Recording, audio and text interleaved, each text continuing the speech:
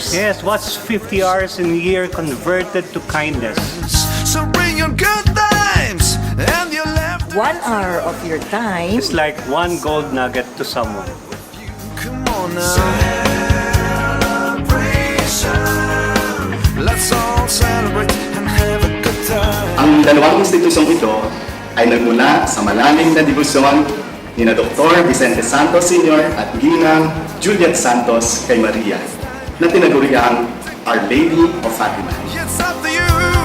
It is a gracious coincidence that OLFU and FEMC's 50th anniversary coincides with the 100th anniversary of the apparition of Our Lady of Fatima. So the pilgrimage of the image of Our Lady of Fatima throughout the year 2017 is just a perfect timing and a heartfelt homage to our patroness. Come on. Let's celebrate. Everybody come on. Celebrate good. A series of holy masses will be celebrated in all campuses ng tahimik, payak, at taimtim. Ito ang ginintuang pasasalamat ng mga taga-Fatima para sa lahat-lahat ng mga ginintuang araw na nagdaan at sa mga darating pang mga araw. Celebration. Let's all celebrate and have a good time. Ginto! Wow! 50 na kami! Being a scholar is both a blessing and a challenge for me. Isa rin to sa nagiging motivation ko to work hard on my studies. Wala na yatang masasaya pa sa pagkamit ng mga pangarap ko. And I'm thankful sa Fatima dahil they've been part of my holistic growth. I am a proud scholar. Achieving my dreams is like winning a pot of gold. See what you done to me. Celebrate good times. Come on. Para magsama-sama ang 5 campuses sa isang sports event, It is an opportunity to build camaraderie and ma-showcase na din tayo sa mga Fatimanan. nako, sobrang epic nito! Let's celebrate. It's alright. We're gonna have a good time tonight. Let's celebrate. It's alright. The vision of improving man as man rings true today. Fatima partnering with Habitat for Humanity to build 50 homes for 50 families. Amazing, di ba? Yes, they are blessed. And as Fatimanians, sa pamamagitan ng pagtulong natin sa kanila, mas lalo tayong pinagbe-bless. Golden opportunities, partner! Tonight. Let's celebrate. It's alright.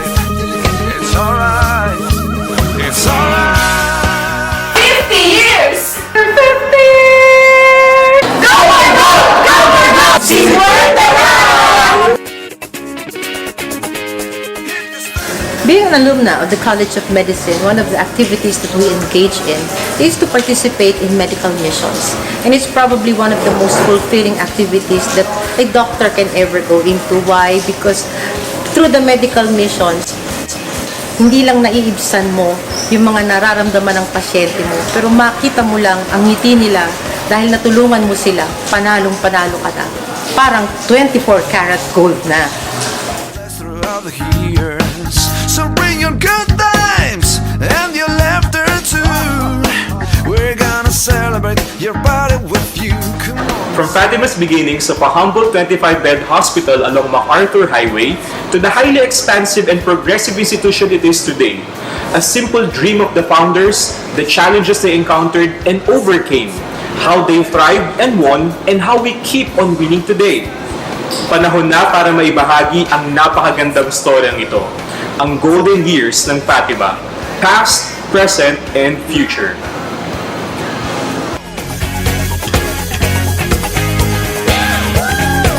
Let's celebrate. Everybody come on. For Fatima to spearhead an international conference is already a big first step for the university. And you know what, Doc? We will be inviting our almost 100 international partners. We already had the commitments of our locally based experts from different fields. And more than that, we are flying in 4 international experts to share their knowledge and skills to everyone. Let's throughout the years. So bring your good times and your laughter too. We are gonna celebrate your body with you. This is gold. Ginto ito. 50 na kami!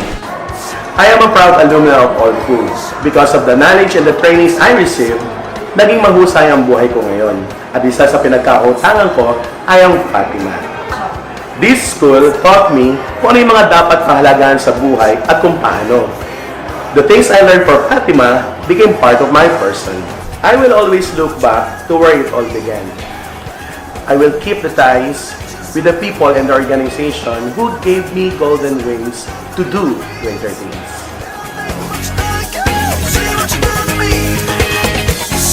Celebrate good times, come on! It's our celebration. Celebrate good times, everything's gonna be alright. We're gonna have a good time tonight. Let's celebrate. It's alright. We're gonna have a good time. Happy 50 years! Cheers to 50 years! I can't wait for December. Together, colleagues, bosses, co-teachers, mentors, friends, staff, priceless relationships built within the four corners of Fatima. We will have a very extra special night together. It's alright. It's alright.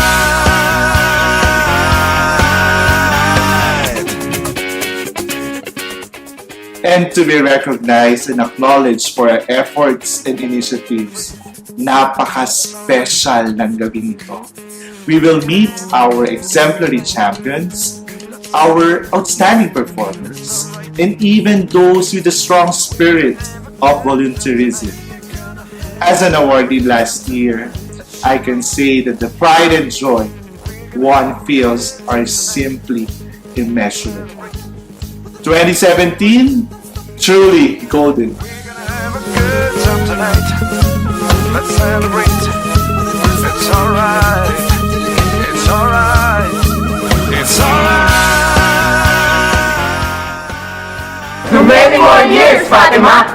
To much, much more, Fatima! Forward to the future, Fatima! 50 years! A glorious journey to save their hearts!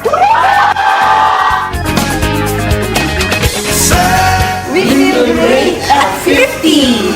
We are gold! 50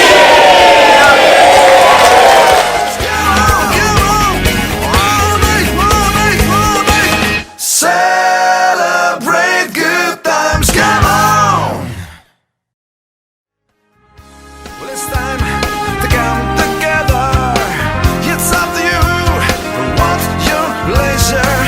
Everyone around the world, come on!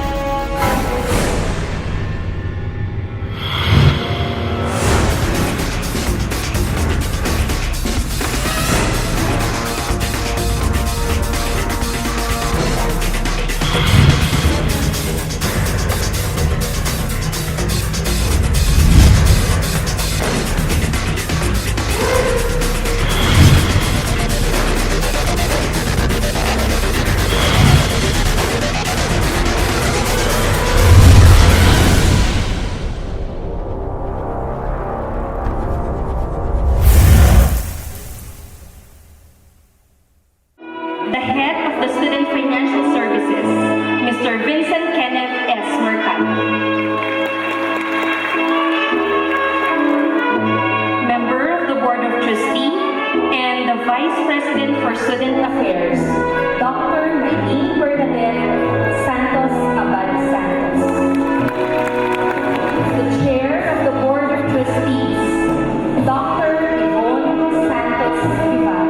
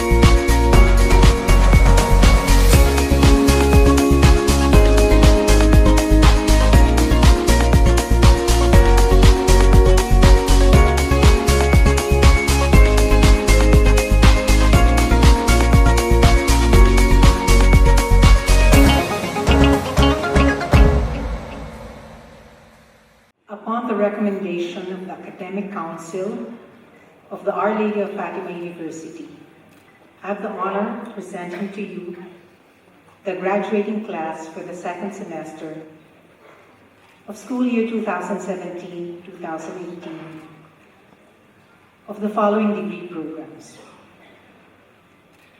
Doctor of Philosophy in Nursing, major in Nursing Administration. Doctor of Philosophy in Education, major in Educational Management. Doctor of Education, major in Educational Management. Master of Arts in Nursing, major in Nursing Administration. Master of Arts in Nursing, major in Clinical Instruction. Master of Arts in Nursing, major in Disaster Emergency Management. Master in Public Health. Master in Hospital Administration. Master of Science in Medical Laboratory Science. Master of Science in Pharmacy. Master of Science in Physical Therapy. Master of Arts in Education, major in Educational Management. Master of Arts in Education, major in Guidance and Counseling. Master of Arts in Education, major in Early Childhood Education. Master of Arts in Teaching, major in English. Master of Arts in Teaching, major in Filipino. Master of Arts in Teaching, major in Biology. Master of Arts in Teaching, major in Chemistry. Master in Business Administration, thesis fast track. Master in Business Administration, non-thesis track. Master in Public Administration, non-thesis track. Master of Science in Travel Management. Master of Science in Hospitality Management. Master of Science in Computer Science. Certificate in Professional Education. 2-year Hotel and Restaurant Management. Bachelor of Science in Hotel and Restaurant Management. Bachelor of Science in Travel Management. Bachelor of Science in Entrepreneurship. Bachelor of Science in Business Administration, major in Marketing Management. Bachelor of Science in Accounting Technology. Bachelor of Science in Accountancy. Bachelor of Science in Computer Science. And Bachelor of Science in Information Technology. These candidates have satisfactorily completed all the requirements as prescribed by the Commission on Higher Education and that of the university. I petition you to bestow upon them the hood and the colors of the degrees that they have been merited. May they always cherish it with the dignity and the honor it deserves. Please remain standing for the conferment of your degrees. Conferment of degree. By virtue of the authority vested in me by the Academic Council and the Board of Trustees of Our Lady of Fatima University, I hereby confer upon you the colors symbolic of the degree we have been merited, together with all the rights and privileges as well as obligations thereto appertaining. May you always wear them with the dignity and compassion that your profession and your alma mater can be proud of. Congratulations. The Vice President of the Republic of the Philippines, Leonora Herona Lenny Robredo. Dr. Caroline Enriquez, University President. Dr. Yvonne Guevara, Chairperson of the Board of Trustees. Dr. Ramonita Salazar, Quezon City Campus Administrative Dean. Members of the Board of Trustees, administrators, faculty, and staff, candidates for graduation from the Our Lady of Fatima University, Quezon City Campus and Graduate School, honored guests, parents, magandang umaga po sa inyong lahat. Thank you very much for inviting me here today as you mark another chapter of your life. To all the students who are crossing this milestone, congratulations. You have made it this far, and we are excited to see how much further you will go. To every parent, every teacher, every school staff, every person who ever helped with schoolwork, you have stood behind our graduates. Without your care, love, and support, they would not be here today. So today is your day too. Congratulations to you as well. Even as we all move forward, let us look back to the happy days you spent in this university. Look around you. These are the people who have seen you in your best and worst days. Through the sleepless nights and the daily grind, friends and teachers have become your family. Our Lady of Fatima University was a home for most of you, a safe space and sanctuary where you found yourselves. We know also of the anxiety and apprehension that comes during graduation day.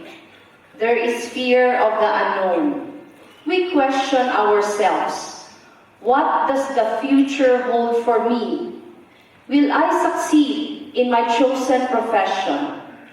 Am I ready for the outside world? This uncertainty forces us to cast doubt and overthink the smallest things. Having all these mixed feelings is normal. When I was your age, I also had these lingering questions.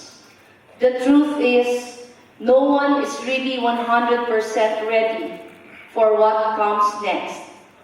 As adults, we may seem like we know how to navigate through life, but in reality, we are figuring it out along the way.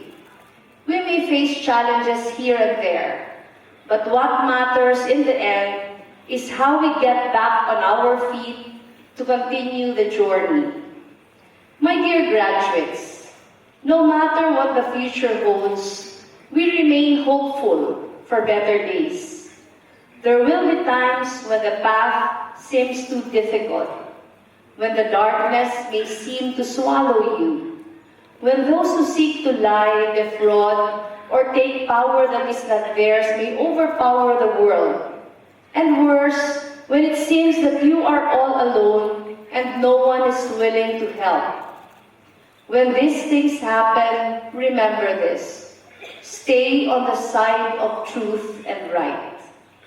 Do what needs to be done, and be prepared to put in the hard work needed to survive.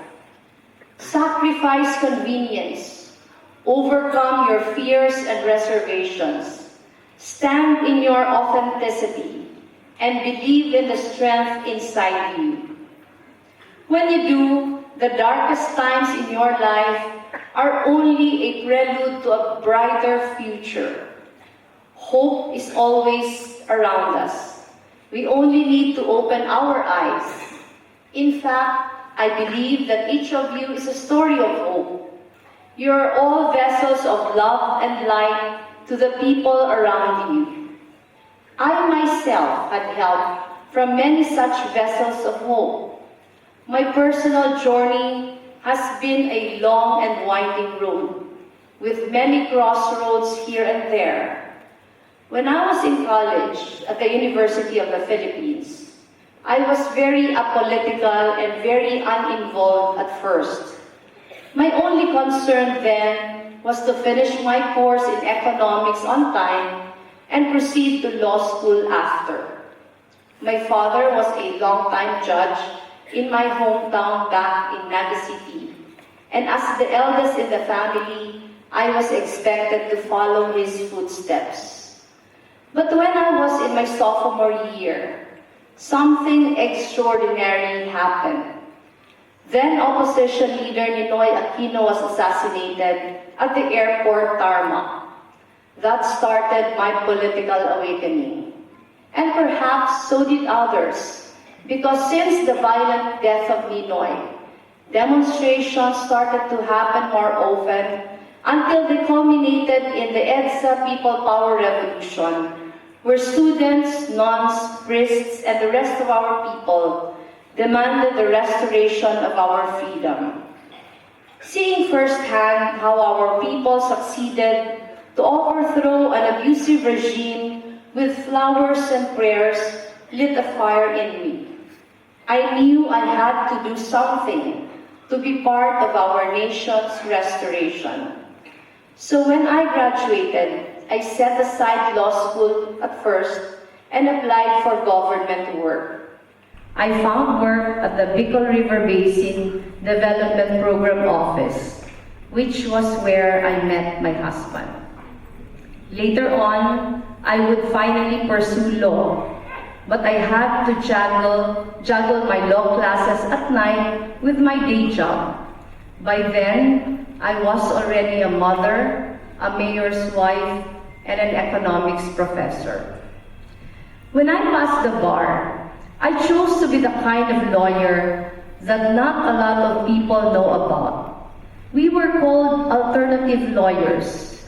We were not the usual lawyers who wore suits and waited for their clients in air-conditioned rooms. Instead, we were the ones who went to them.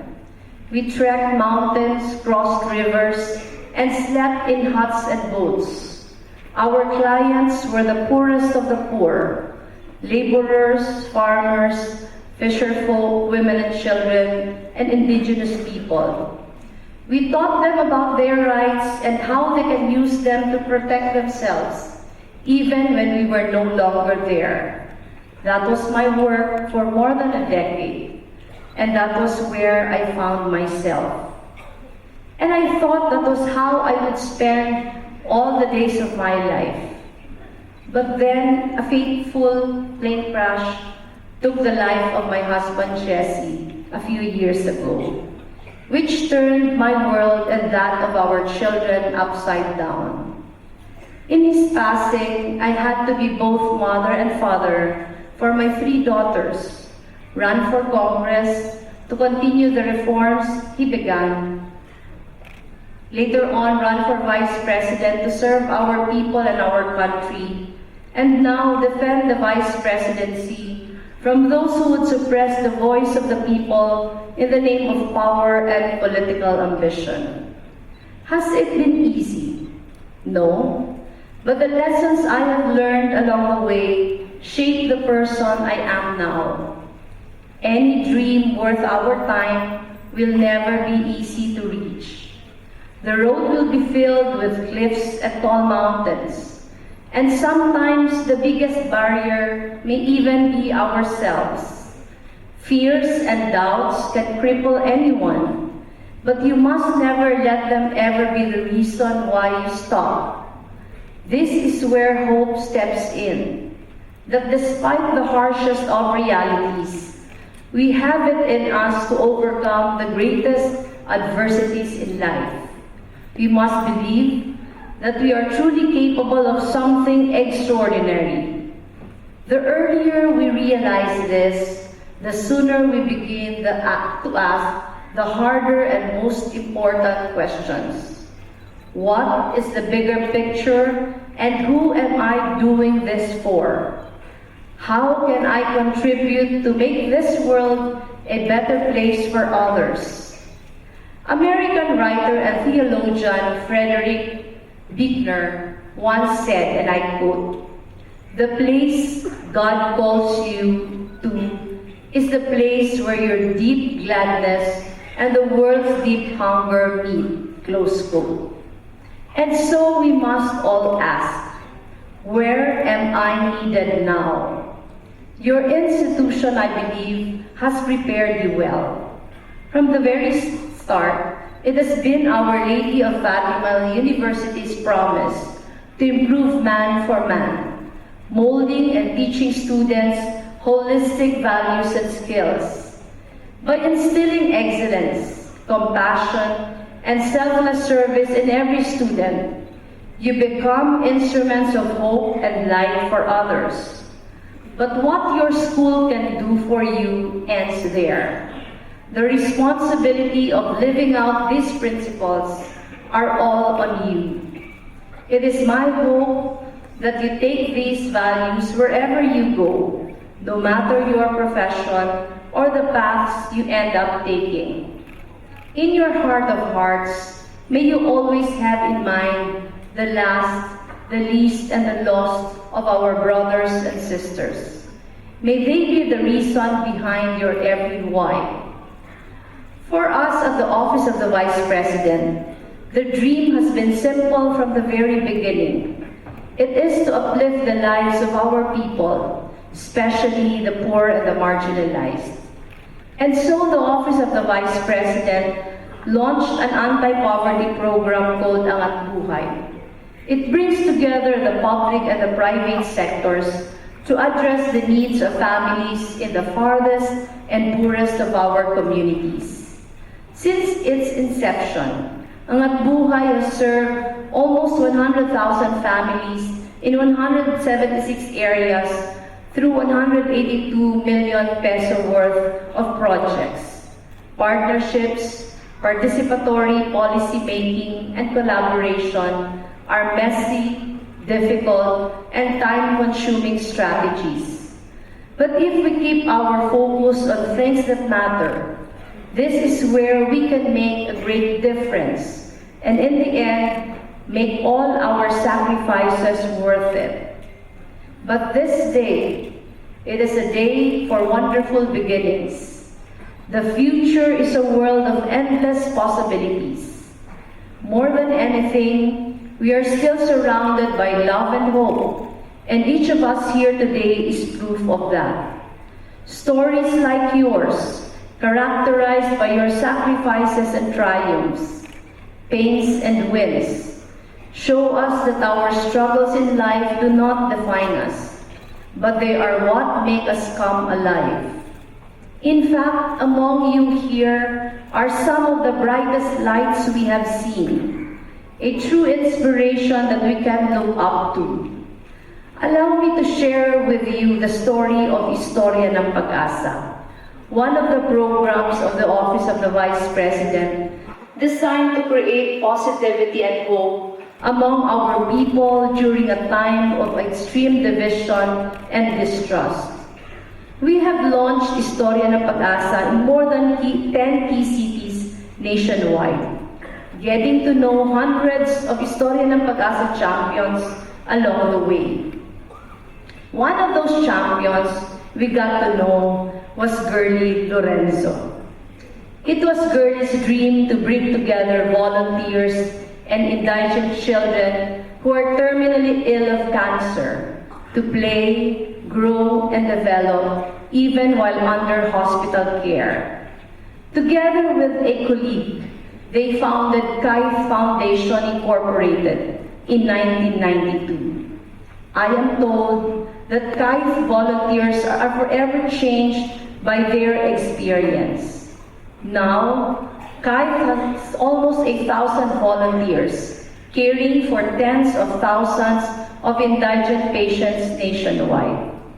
And I mention this particular story because one of today's graduates has been transformed by Girlie's work, Rudy Labata.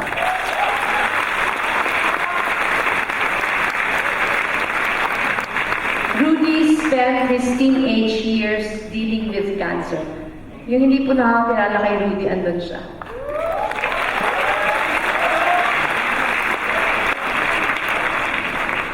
At 13, instead of playing with his friends or focusing on his studies, Rudy had to figure out how he can survive his sickness.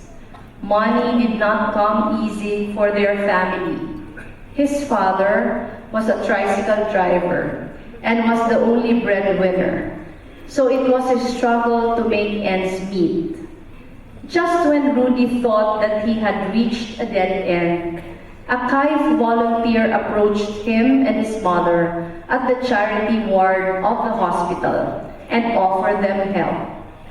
Although Rudy suffered from his treatments, what he would remember were the summer camps hosted by Kai that allowed him to play with other children who were sick like him. Through KAIF, individuals and organizations were able to help Rudy shoulder the costs of his treatment.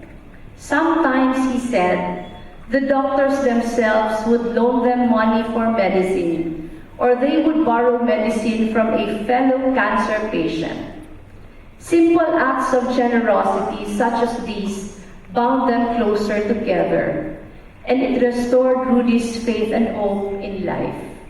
In 2010, Rudy was declared cancer-free. Palakpakan po natin.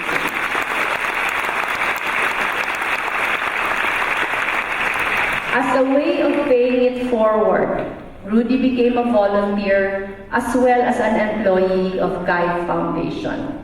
He also got to finish high school and took a 2-year vocational course on a KAIF scholarship.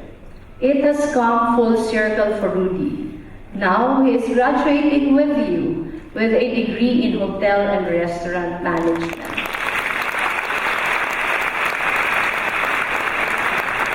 And Rudy was able to finish college through the help of Lisa Fonasher, a fellow KAIF volunteer. Lisa died of cancer last 2013, but her family created a memorial fund to support the education of young patients who survived cancer.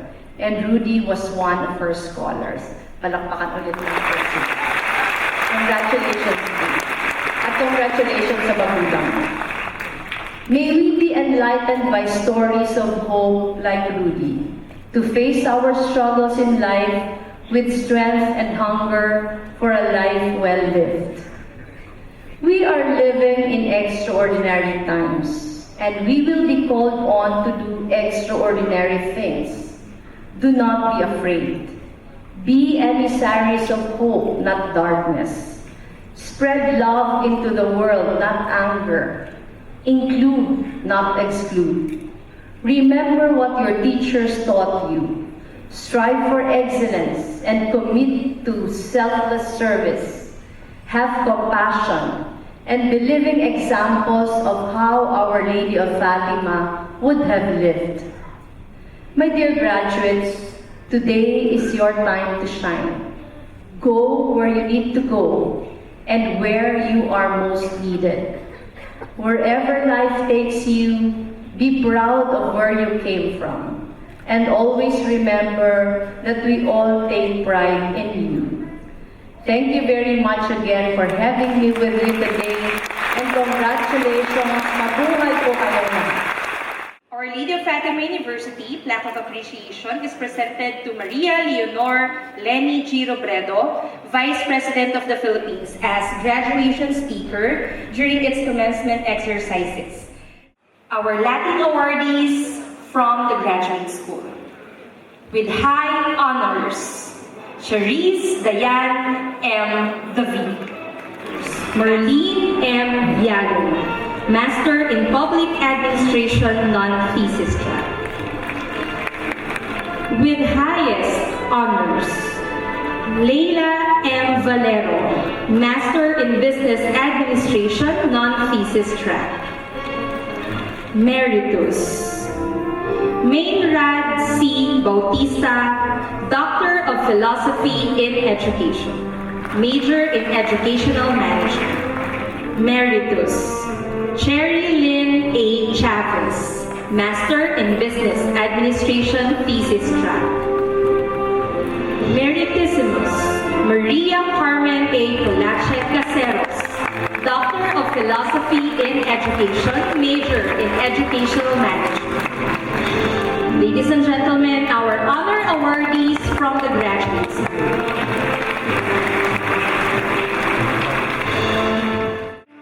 Bachelor of Science in Travel Management, Hamotillo Alisa Venice B., magna cum laude.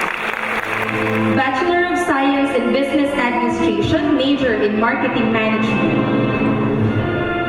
Noemi Mariano, cum laude. Eileen Salceda Matos, cum laude. Just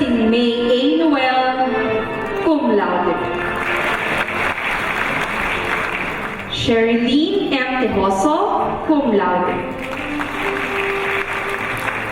Bachelor of Science in Computer Science, Ritzy Mary M. Hamon, cum laude. Again, ladies and gentlemen, our honor awardees together with the Dean and the program heads. From grade 1 to grade 6, high school to college, Samantha C. De la Cruz. Thank you, Dr. Salazar, and of course, Dr. Enriquez. Good morning, ladies and gentlemen. It is my honor to present the candidates for graduation school year 2017-2018 of the Certificate in Professional Education Program, starting with Vienna S. Austria, Michelle O. Bamba, Riza B. Kalinawan, Calvin Kurt J. Correa, Diane Aldrienne Bong Hong, Marty C. Manuel, Renante S. Mina Jr., Wordlyle N. Nuki, Mary Jane A. Pawal, Julius Kevin C. Purisima, Sister Gina I. Sarmiento, and lovely J. Fleur S. San Jose. Presenting the candidates for graduation of Master of Science in Computer Science, Emmanuel G. Galupo Jr. Presenting the candidate for graduation of the Master of Science in Hospitality Management, Giselle Charmaine C. Padilla, Rachel I. Subando,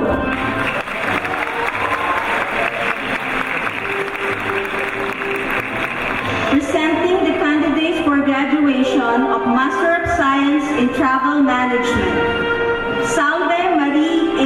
Pagado Cariaga of Quezon City. Presenting the candidates for graduation of Master in Public Administration non-thesis track, Charisse Dayan M. David with high honors from San Fernando, Pampanga.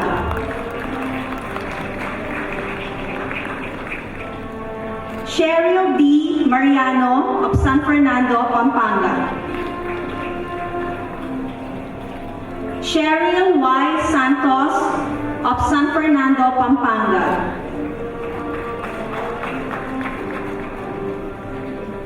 Lilian R. Sevilla of San Jose del Monte, Bulacan. Leah Christine F. Solomon of San Fernando, Pampanga.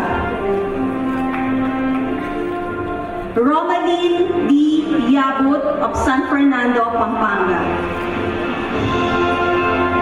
And Marlene M. Yalong with high honors of San Fernando, Pampanga. Presenting the candidates for graduation of Master in Business Administration non-thesis track, Janice May I. Arenas of Valenzuela City. Maria Flora A. Basilides of Rodriguez, Rizal.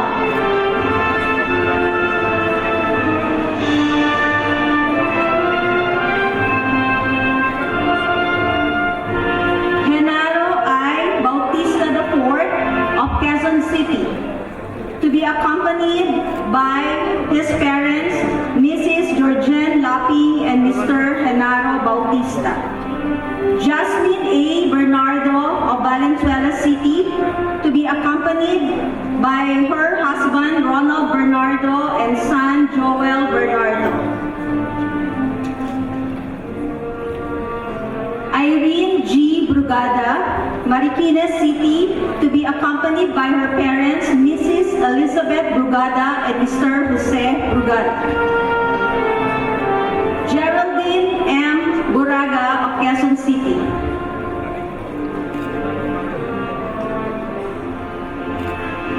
Julius Christian C. Co. of Malabon City.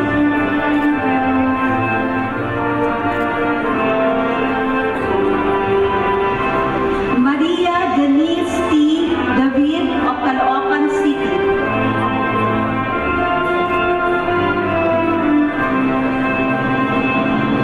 Marian A.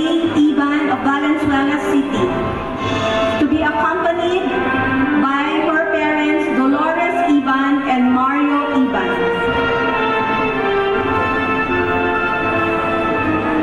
Margie E. M. Insyong of San Fernando, Pampanga, to be accompanied by her husband Ernesto Insyong and son Mark Ernest Insyong.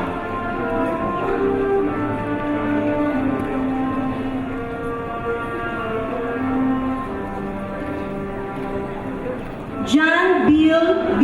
Lectura of San Jose del Monte, Bulacan, to be accompanied by his parents, Mr. Jesus Chan Lectura and Mrs. Gemma Lectura. Elaine G. Manabat of San Fernando, Pampanga, to be accompanied by her husband, Erico Manabat.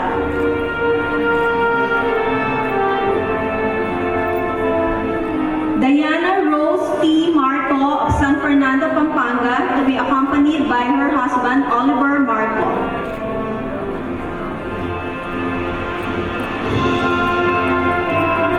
Josephine E. Mendoza of Bulacan, to be accompanied by her mother, Rosalinda Mendoza.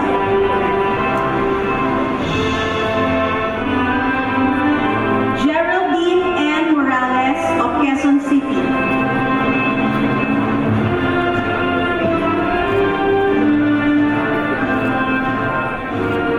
Jana Lu M.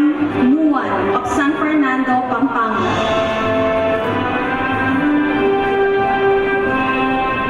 Mary Ju O. Nardos Nigerit of Caloocan City, to be accompanied by her mother, Miss Alma Nardo. Miss Alisa I. Nolasco of San Jose del Monte, Bulacan, to be accompanied by her parents, Mr. Rafael Nolasco and Mrs. Flora Nolasco. Mark Joseph M. Novesteras of San Fernando, Pampanga, to be accompanied by his parents, Lourdes Novesteras and Reynaldo Novesteras.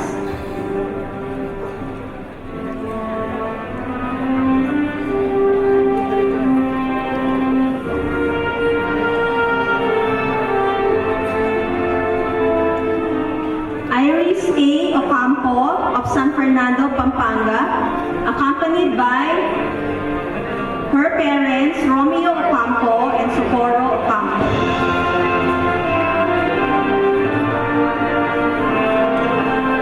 Joseph D.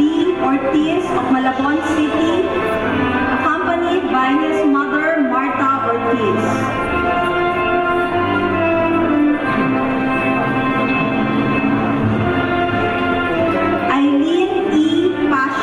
Of San Fernando, Pampanga.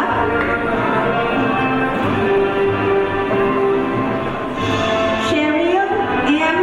Partoriza of Valenzuela City. Josephine A. Romero of San Fernando, Pampanga, accompanied by her husband, Mr. Eduardo Masi. Josephine A. Romero of San Fernando, Pampanga.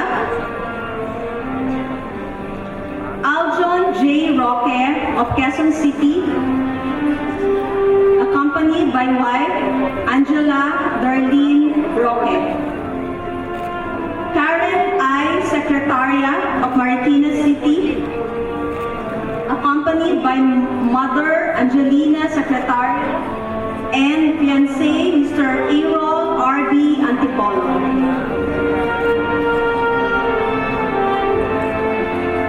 J.R.S. Sistona of Bulacan,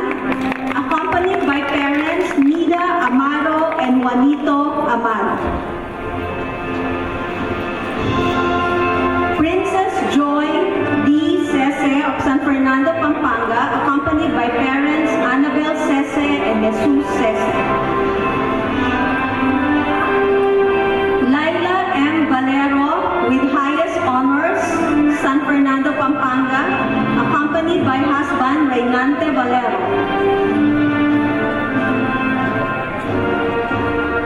Cristina S. Vega of Marikina City, accompanied by mother Mrs. Claire Veneracion. Jenny R. Ventus of San Fernando, Pampanga, accompanied by husband Marlon Ventus.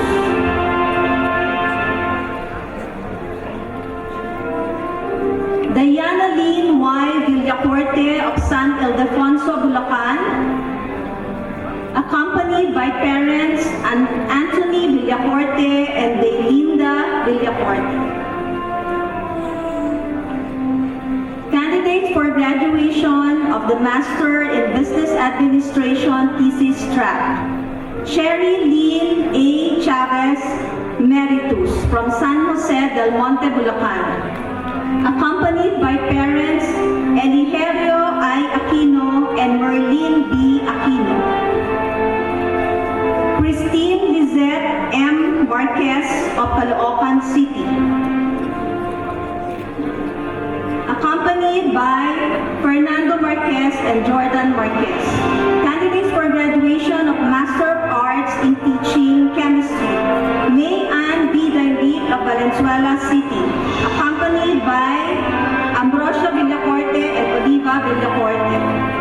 Mary Jane G. Bayaton of Rodriguez Rizal, accompanied by husband James Joseph Bayaton and son John Andre Bayaton. The candidates for graduation of Master of Arts in Teaching Filipino. Everlasting N. Fernando of Bulacan, accompanied by mother Evalinda Fernando and boyfriend Rodelio Agno.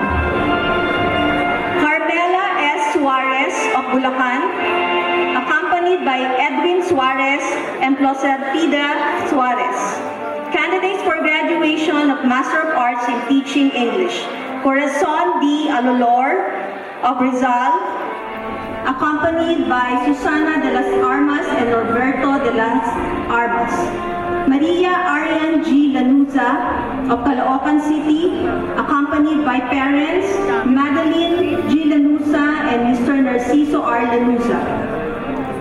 Jesulina C. Manuel of San Jose del Monte, Bulacan, accompanied by friends Meldrin Malihan and Mary Hope Basilio.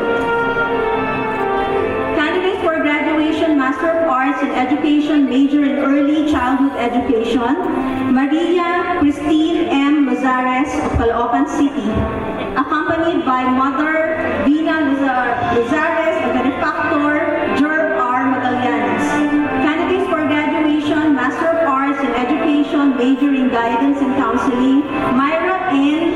Agnaraingay of Valenzuela City, accompanied by Aurelio Napilot and Rebecca Napilot. Richard P. Laos of Quezon City, accompanied by Dr. Ana Liza P. Ocampo. Mary Joy Irish Pascual of Bulacan, accompanied by Father Rogelio Pascual and partner Chris Herbert C. Almazan. Erna D. Rosario of San Mateo Rizal, accompanied by parents Eduardo Rosario and Henedia Rosario. And Sharon Ventura of Valenzuela City, accompanied by Aurora and Armida Ventura. For the candidates for graduation Master of Arts in Education, major in Educational Management, Maria Cristina I. Anere of Bulacan, accompanied by Jeffrey de la Cruz and Nazario Anere. Joanna B. Antonio of Bulacan, accompanied by Cristina Antonio. Jericho A. Basilio of San Fernando, Pampanga, accompanied by Mother Lourdes Basilio and Sister Shirley Basilio. Kenneth Mark I. Bondok of Bulacan, accompanied by Stephanie Bondok and Rainer Bondok. Giselle Ann P. Benitez of Bulacan, accompanied by Gemma P. Benitez.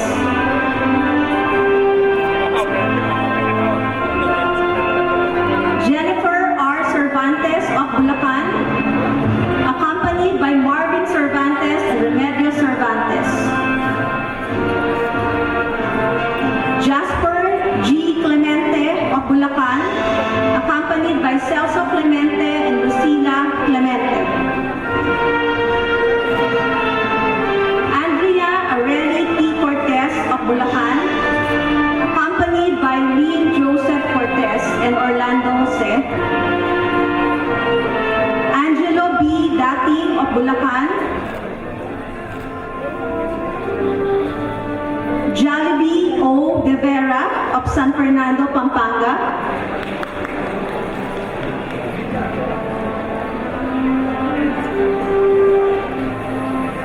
Micaela H. De la Cruz of Bulacan, accompanied by Angel De La Cruz and Johnny San Benavista. Mary Lorraine I. Diliena of Bulacan, accompanied by Enrico C. Diliena and Julieta Diliena. Carissa T. Dulay of Bulacan, accompanied by Michael Angelo de la Paz and Samuel Dulay.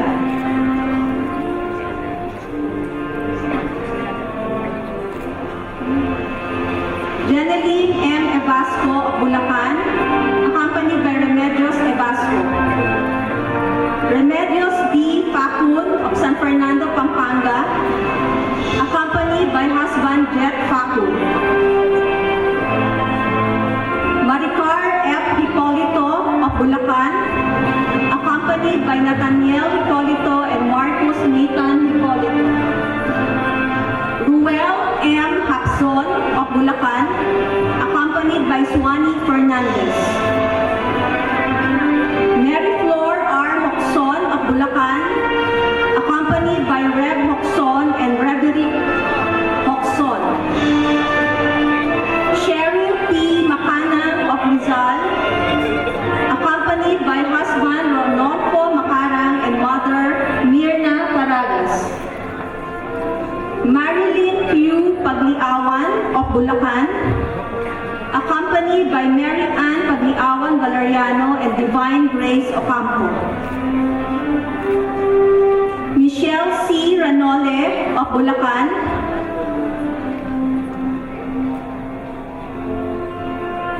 Joyce O. Saraza of Bulacan, accompanied by Ronald Saraza and Srel Jayana Saraza. Hazel Joy E. Tolentino of San Fernando, Pampanga, accompanied by parents Olivia Tolentino and Edwin Tolentino.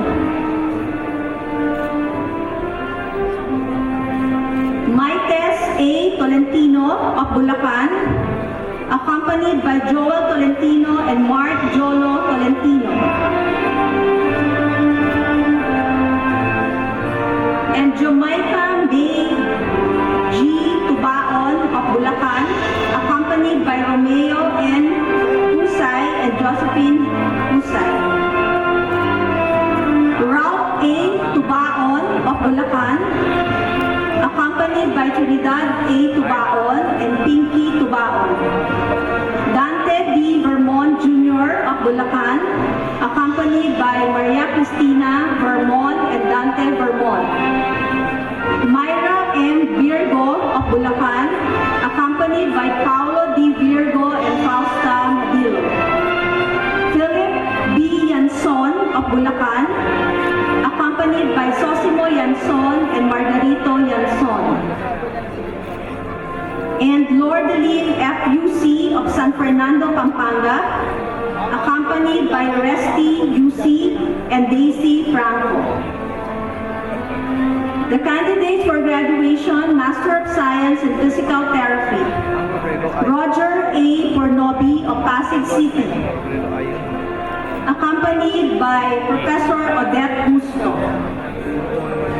Daniel B. Ramos of Caloocan City, accompanied by Jesusa Bayacal. And Seychelles Hadley I. Ramos of Manila, accompanied by Bernadette Ann Ramos. The candidates for graduation, Master of Science in Pharmacy. Shiru Fan of Makati City, accompanied by Dr. Michael Lee and Stephanie Cagadas Offset. Candidate for graduation, Master of Science in Medical Laboratory Science, RJ V. Abichuela of Quezon City, accompanied by Amador and Melinda Abichuela. Candidate for graduation, Master in Hospital Administration, Joyce E. Olidan of Marikina City, accompanied by Jose and Lenore Olidan. Candidates for graduation, Master in Public Health, Abigail P. Paligad of San Jose del Monte, Bulacan, accompanied by Ella C. Pagliad and Althea Nicole Pagliad. Risa C.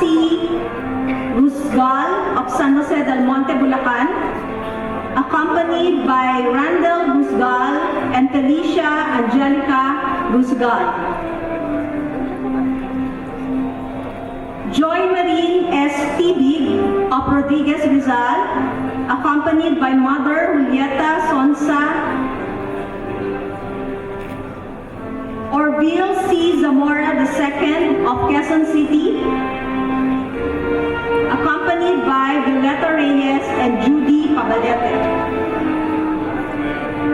Candidates for graduation, Master of Arts in Nursing, Major in Disaster and Emergency Management, Joseph Emmanuel O. Baile of Taguig City, accompanied by Noemi and Jonoel Baile. Erickson R. Bernardo of Bulacan, accompanied by Maria Vistacion Rubina and Leonardo Bernardo. Candidates for graduation, Master of Arts in Nursing, Major in Clinical Instruction, Christine Joy M. Bacus of Manila, accompanied by Ernanita and Henara Mamales. Candidates for graduation of Master of Arts in Nursing, Major in Nursing Administration, Geraldine D. Alegria of Valenzuela City, accompanied by Gordon and Jeremias Alegria. Mona Lisa R. Agustin of Cabanatuan City, accompanied by Elisa and Roberto Agustin. Ronald Lynn D. Basco of Quezon City, accompanied by Roberto Basco and Leonie Basco. Lucia S. Bustos of Pampanga, accompanied by Jose Santos and Mrs. Vesila Santos. J. Marie A. Castillo of Quezon City, accompanied by Father Jamie Castillo and partner Ruel Richard Cacabelos. Mary Ann H. Diaz of Quezon City, accompanied by Josefa and Mario Diaz. Alicia F. Leong of Malibon City, accompanied by Hubert Leong. Lizelle B. Sosa of Binangonan Rizal, accompanied by Mary Mercy Sosa and Alexander Sosa. Elizabeth C. Trinidad of Pampanga, accompanied by Socrates and Chantel Elise Trinidad. And Adolf Joseph A. Balino of Quezon City, accompanied by Adolf Balino and Eleanor B. Malgaco. Candidates for graduation, for Doctor of Education,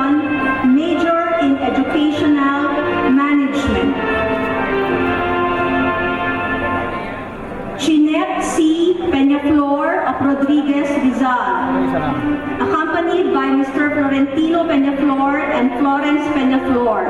Title of dissertation, Competencies of School Heads and Key Performance Indicators of Special Science Elementary Schools in the National Capital Region. Candidates for graduation, Doctor of Philosophy in Education, major in Educational Management. Maynard C. Bautista, Emeritus of Quezon City, accompanied by wife Reginita Bautista and father Rodolfo D. Bautista. Title of dissertation, Classroom Facilitation Practices among the College of Education faculty in selected private higher education institutions. Crisanto A. Daing of Quezon City, accompanied by wife Relly B. Daing and grandmother Bernadette Hernandez. Maria Carmen A. Polache Caseros Meritissimus, accompanied by husband Engineer Roberto Caseros, mother Lorita Polache, and mother-in-law Consolacion Caseros. Title of dissertation, Decision-Making Practices and Transformational Leadership Skills of Deans in Private Higher Educational Institutions in the National Capital Region. Merlin A. Sornosa of Caloocan City, accompanied by Jomer Sornosa and Jerwin Sornosa.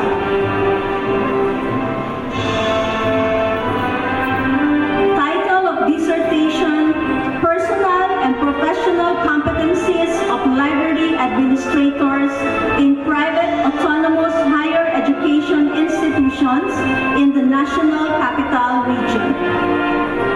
Doctor of Philosophy in Nursing, major in Nursing Administration. Beryl Ben C. Mergal of Silang, Cavite, to be accompanied by Mother Vicky C. Mergal. Title of dissertation, A Structural Equation Model on Organizational Climate, Commitment and Job Satisfaction among Staff Nurses in Sectarian Hospitals in the Philippines. And last, Eileen E. Pasha of San Fernando, Pampanga, Masters in Business Administration, to be accompanied by